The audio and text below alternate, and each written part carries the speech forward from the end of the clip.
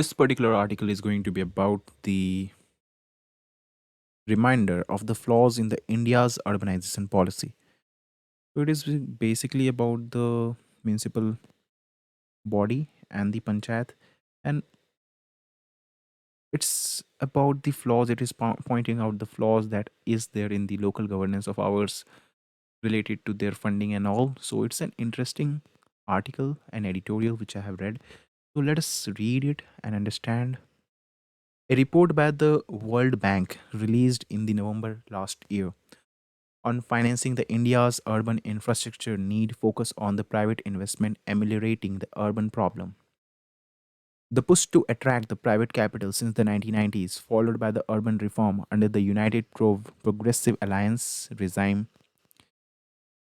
the Smart City Mission, and now the report continued to plague the India's policy paradigm in the urban sector. So, has the reform process really been able to attract the private capital to urban infrastructure? This is the big question. Has the reform process really been able to attract the private capital to urban infrastructure? After, after 3 decades of the reform, urban finance predominantly comes from the government.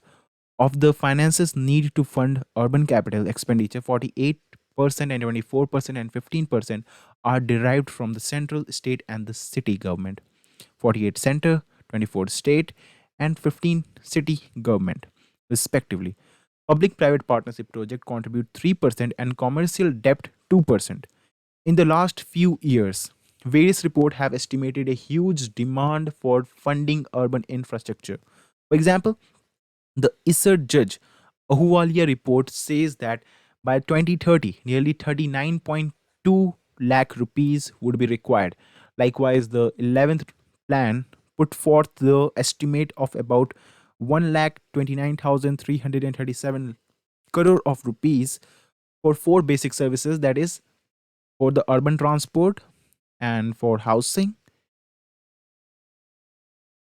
This much of the money is required. A McKinsey report on urbanization has figure of 1.2 trillion or rupees 90 lakh crore that is going to be required. Now, The World Bank estimate that nearly 840 billion dollar, that is 70 lakh crore, would be needed for the investment in the urban India to meet the growing demand of the population, and 55 billion would be required annually.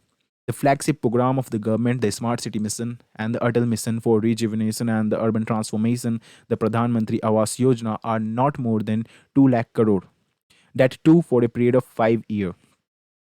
So how will this gap between the demand and supply is going to be met?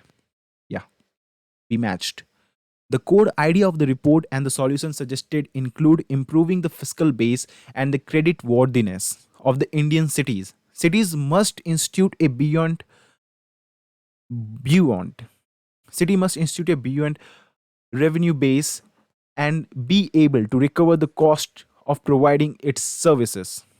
In simpler terms, it means increasing property taxes, user fees, and service charges, to name a few. This report already points out that nearly 85% of the government revenue is from the cities. This means that urban cities then are contributing large revenue, even as the World Bank report emphasis is on the levying of more burden in the form of the user charges on utilities. But the point is, even by enhancing the tax base, will it be able and sufficient to meet the rising demand of the urban infrastructure in the cities? The answer is that it will not. Finding alternative paths.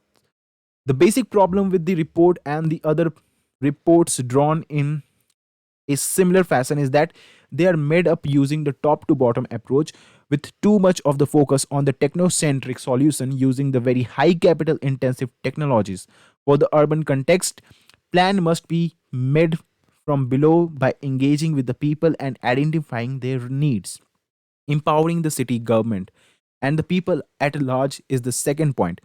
In the national task force that reviewed the 74th constitutional amendment chaired by the KC Sivra Krishnam, Sivaram Krishnam, Many suggestions were made, such as empowering the people, transferring the subject in the city government, suggesting that the 10% of the income tax collected from the cities be given back to them, ensuring that this corpus fund was utilized only for the infrastructure building.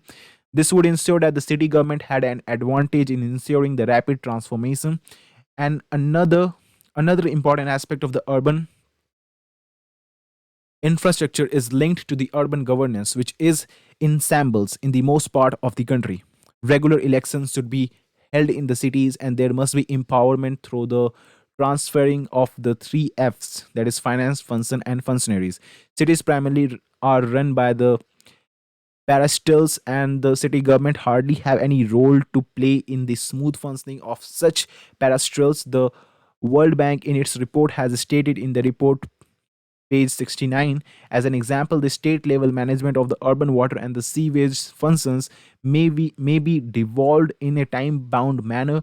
An improved urban legal framework that include a stable and the certain fiscal transfer regime accord financial power to the ULBs, urban local bodies, along with the attendant rules and regulations, will determine the medium to the long term scale of investment flows for the urban infrastructure.